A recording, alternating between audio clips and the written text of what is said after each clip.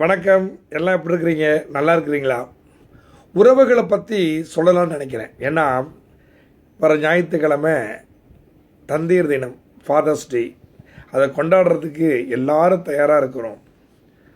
ஒரு 5 வயசு பையன்கிட்ட கேட்கும்போது, உன்னுடைய அப்பாவை பற்றி சொல்லியா அப்படின்னு சொல்லும்போது, அந்த பையன் சொல்கிறான், எங்கள் அப்பா தான் ஹீரோ, எங்கள் அப்பா தான் எனக்கு எல்லாமே, எவ்ரிதிங் எனக்கு எங்கள் அப்பா தான் அப்படின்னு சந்தோஷமாக சொல்கிறான்.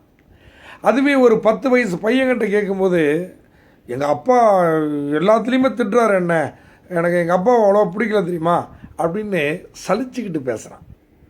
ஒரு 15 வயது பையன்கிட்ட கேட்கும்போது இவன் சொல்கிறான், ஏம்மா எப்படிம்மா இவர் கூட நீ இவ்வளோ காலமாக வாழ்ந்துருக்குற? அவனுடைய அந்த கேள்வி அவங்க அம்மாவுக்கு ஒரு பயத்தை உருவாக்குது. அதுவே ஒரு 20 வயசு பையன்கிட்ட கேட்கும்போது, எங்கள் அப்பா எதை சொன்னாலும் எங்கள் அப்பா பேசுகிறாருங்க என்ன அப்படின்னு ஒரு விரக்தியிலேயே பேசுகிறான்.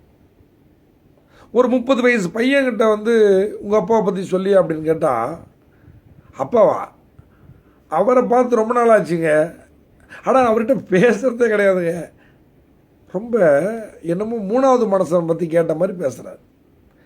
40 வயசு ஆள்கிட்ட போய் கேட்கும்போது கொஞ்சம் சிந்திக்கிறார். ஏன்னா அவருக்கு 2 பிள்ளை இருக்குல்ல. அதனால் இவர் சொல்கிறாரு, எங்கள் அப்பா நல்லவர் தாங்க, என்ன ஒன்று அப்பப்போ கொஞ்சம் அறிவுரை சொல்லுவார், அது எங்களுக்கு அவ்வளவா அப்படின்னு இழுக்கிறான். ஆரம்பத்தில் எங்கள் அப்பா சொல்கிறதுலாம் எனக்கு சலிப்பாக இருக்குது அப்படின்னு சொன்னது இப்போது அது அறிவுரையாக மாறுது. 50 வயசு ஆளுகிட்ட போய் கேட்குறப்ப அவர் சொல்கிறாரு, எங்கள் அப்பா நல்லவருங்க, அவர் இருந்திருந்தா இன்னும் நல்லா இருக்குங்க, அவர் சொன்ன மாதிரி நடந்திருந்தா என் வாழ்க்கையில் எவ்வளோ நான் நல்லதெல்லாம் பண்ணியிருக்கலாம் தெரியுங்களா அப்படின்னு வருத்தப்படுறான். சில பேர் அழுகுறான். உங்களுடைய தந்தையை நீங்கள் புரிந்து கொள்வதற்கு உங்களுக்கு 50 ஆண்டுகள் தேவையா?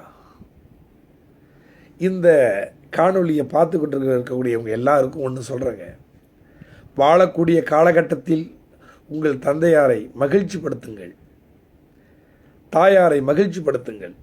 இல்லாத போது வருத்தப்படுவதை விட இருக்கும்போதே சந்தோஷமாக இருங்க. அப்போ லக்கி என்ஜாய்ல. ஹாப்பி ஃபாதர்ஸ் டே.